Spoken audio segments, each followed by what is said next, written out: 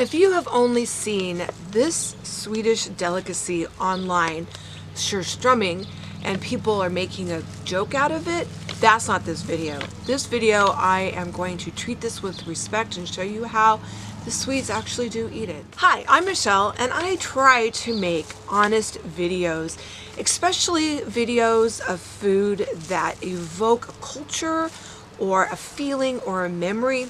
Now, I am 33% Swedish, and this is definitely something I've never had before. This is something that you've seen online quite a bit, and we're all a little afraid of it. It is the Swedish fish. It is Baltic cod. Surströmming, this is one of those divisive, very, very divisive items that people make fun of, and they use it as more of a prank. Well, it's also a delicacy and a food that many Swedes use to survive, and we're going to do it the right way. We're going to treat this with respect. So the first thing we're going to do is we're going to open it. I've been holding this in my hand for a couple of minutes, and we're going to open it. I have left this in the refrigerator. I bought it from Amazon. It's been in the refrigerator like all week, and you do it, you open it under water, and that's very, very important. So, okay. Yes, I should have used a bigger bowl. And you can smell it. Even underwater, you can smell it. Reminds me of kimchi from a distance. Well, it's the same fermented. Low-key, from right here, does not smell bad. Like from a distance, though. So I've opened it underwater, and the water is murky. All right.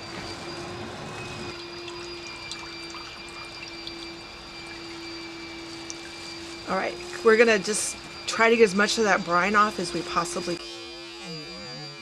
Without squirting it everywhere. I've just poured this down my leg. Okay, here, can I hand this to you? This can go and feed the flowers. All right, so far we're doing really well.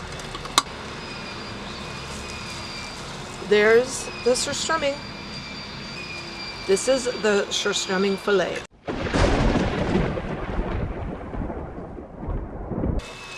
All right, I've actually watched a couple of Swedish YouTube videos by this one particular man who, oh, wonderful. Oh, that's fantastic. Okay. I was really worried that I was going to have to gut it, but nope, I don't have to. They're nice fillets. They're just absolutely gorgeous fillets. They do not have a horrible smell at all. They might have a briny smell, a little bit of a fishy smell, but it's fish.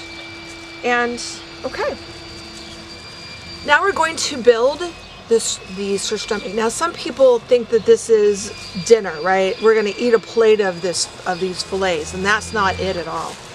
We are going to build a little almost sandwich. We're going to use some flatbread.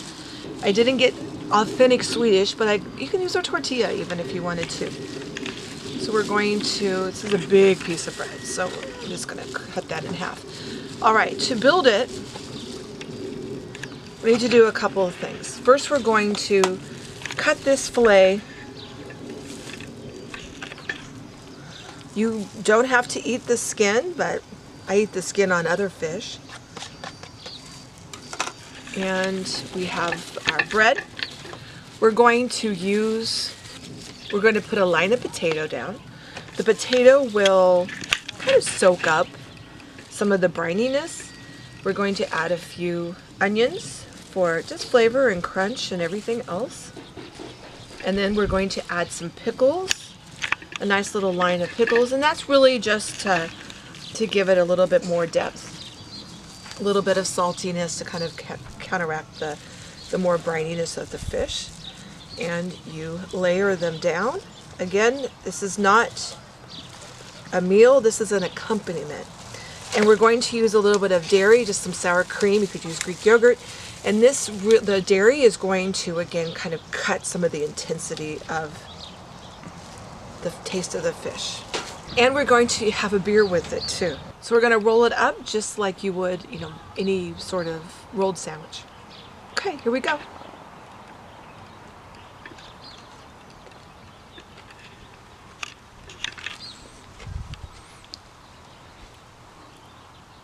That's delicious.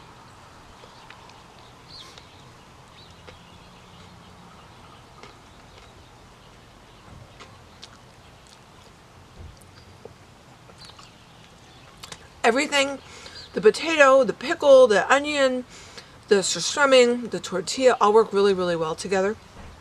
It just gives you a really good bite. And if you don't believe I'm actually eating it, see the Surströmming right there?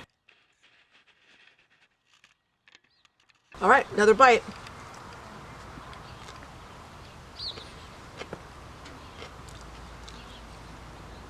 Very like anchovy. Just like an anchovy. Okay, Brandon is going to try our Surströmming. He is about 19% Swedish. And take the bread like you have there. And I would take the bread off the plate. Put the fillet on the plate, on your plate. And then cut it up. You don't want to like eat it whole. Oh, okay. So put that on your plate. That's a big piece. And then just, yeah, cut it up into more bite-size-esque pieces. Now, there is a smell and there are flies now. Now the flies have come. The flies have figured us out. We've been out here for a little bit. Do you think cats can eat this? Of course. Well, I don't know. It's kind of probably salty, but... Oh, that's what I'm thinking too. Okay, so now you're going to layer it with some potato, some onion, and some pickle, and wrap it up. Roll it up. I do love pickle. Yeah. Each piece will help in the experience. Did you put some potato on there? I did, yeah.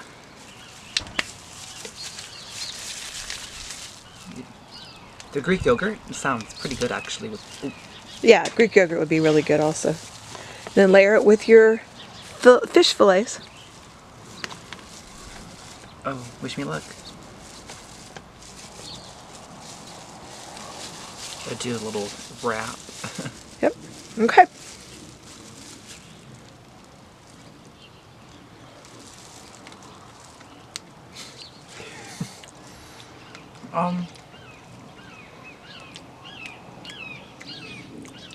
It's just really salty. It is salty. It's been in a brine.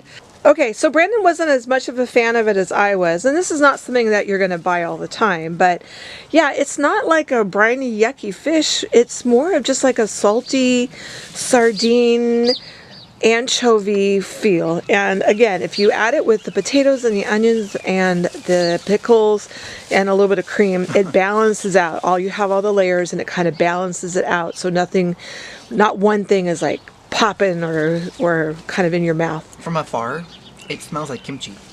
Like, you get that sensation of kimchi. But then, when you're closer to it, you get the fishy smell. Yeah. Okay. Thank you, Brandon. Opening it underwater really reduces the smell.